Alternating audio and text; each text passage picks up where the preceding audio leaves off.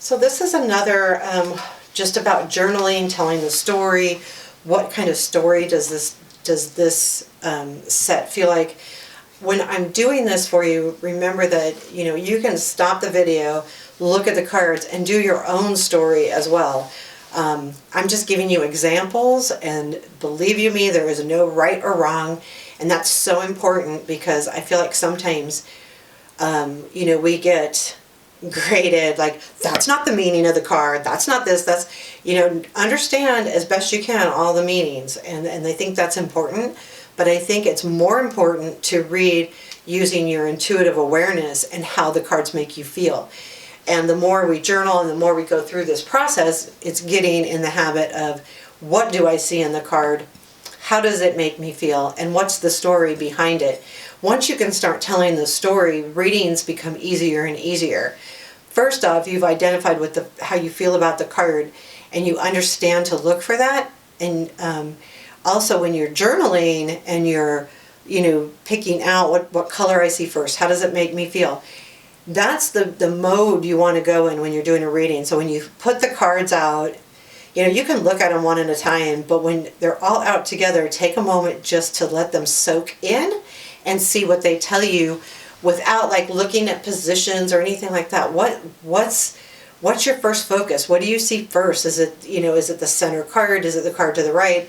And then go from there. So in this, I'm going to tell the story more than journal, but it's kind of about that. So when I look at all of these together, I'm seeing major color shifts. You've got green, you've got red, you've got brown. And I'm looking at backgrounds. They are also really different cards. Six of Swords is about, leaving a bad situation and finding a good situation. The Hierophant is about religion, school, learning. I would say even leveling up, committing, that kind of thing. The Three of Pentacles is about, to me, I see the Three of Pentacles a lot in work, but it's really teamwork, working together. There's usually 2 or 3 people, they're working together to create perfection, and it's a mastery card for sure. So, and it's a 3.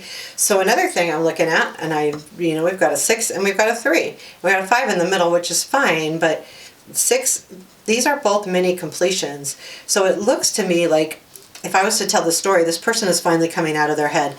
6 of Swords, they're always in their head. It's your intellect, you're thinking about things too much or not enough. I'm coming out and I'm going to move forward, and I'm going to take my lessons learned. I've got, these birds are my swords. So I've got 3 going with me and I got 3 going away. So I have decided I'm going to take these 3 with me and let them lead the way, and I'm going to let this go, and this needs to go back. So I'm going to come out of choppy waters and I'm coming up onto the shore. I'm going to start something new. I've got my suitcase.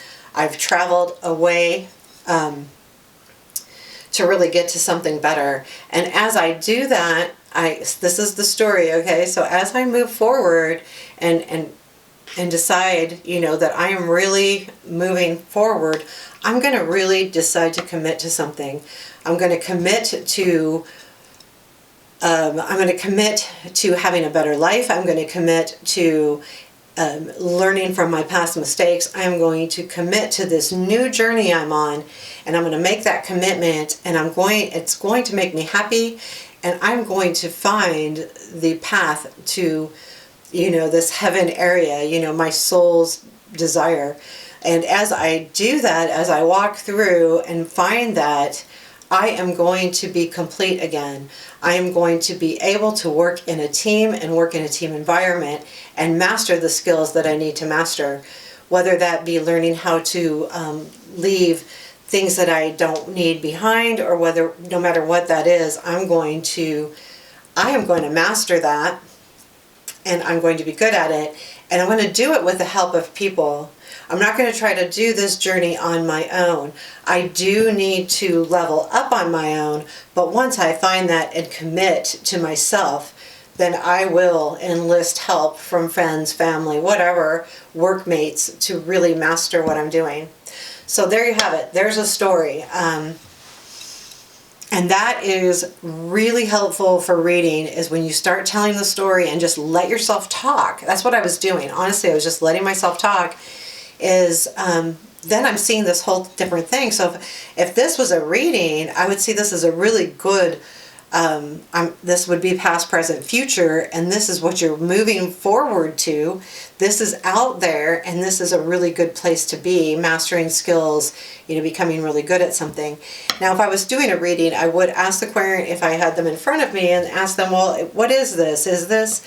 What commitment is this that you're making? Is it commitment to hone in on your intuitive skills? Are you going to be meditating? Is it a lesson? Are you going to take classes? What is this? What are you moving away from? And what is this? And again, if it was really a reading, we would have this question, right? The querent would have asked us, blah, blah, blah, and then we could put it together on that situation. But if you just practice reading the story without having any question in mind, that's just going to really move you ahead as far as, learning how to read. Again, the one mistake I have made, and I feel like it's a mistake, is to constantly read myself. And that's the only way I felt I could get to know the tarot cards, until I later learned about journaling and doing this, reading the story, taking one card, talking about what I see. If I would have focused on that in the beginning, I think I would be a lot further, a lot quicker. I was constantly reading myself, and the one thing that actually the reading myself every day, what it did that was bad was set me up to have expectations of grander things than maybe what I needed to really focus on. And again, when you're doing daily readings, especially for yourself, these are minor things that can happen. It's a minor feeling. You'll feel like a part of a team today. You're really going to feel like you're connected today. You are really looking at what you can do to change your life. They're small, but when you do a reading for someone that has a specific question, they're asking you, I would say in a non-daily reading, all of these have more emphasis. Now, the center card to me always says a lot. The other thing about the center card in a reading is if they have the majors in a reading of any kind, I feel like those are a lot heavier weighted. They need to be looked at in a little more detail. I feel like they're the driving force of any reading. So if you get a reading, let's say you're doing a 7-card reading for someone, I just picked a number, and 4 of those cards are majors, this situation is important to the querent. That's what it tells me, that this situation is really important to them. It doesn't mean it's going to be this huge event, but what it does tell me is it's important to them, and these majors are going to give me a really good clue as to how the outcome is going to be, or what the querent is focusing on. So there you have it. That's telling the story. This is the Light Seer Tarot. I am using this. I didn't use this right now, but this is the Tarot Spreads by Barbara Moore. I love this book. This book is really good. So if you need a book on spreads, this is a great one. I'm going to be using it in my videos when I do videos on spreads. So there you have it, telling the story.